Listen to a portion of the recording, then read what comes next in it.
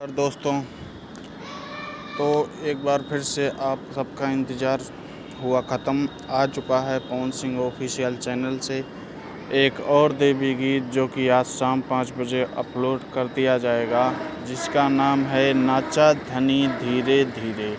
हाँ जी दोस्तों, आप सही सुने, इस गाने का नाम है नाचा धनी धीरे धीरे।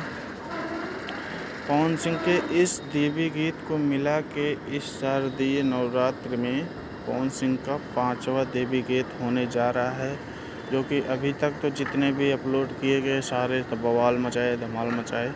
ट्रेंडिंग में कहीं कहीं सब मस्त एकदम बज रहा है चारों तरफ। और हाँ, इस देवी गीत का टीजर अपलोड कर दिया गया है पवन सिंह ऑफिशियल चैनल पे, तो आप लोग जाइए और सुनिए और फुल एंजॉय कीजिए इस गाने से। और भोजपुरी से जुड़े रहने के लिए मेरे क्लीन भोजपुरी 2.0 चैनल को शेयर, सब्सक्राइब और लाइक कमेंट ज़रूर करें।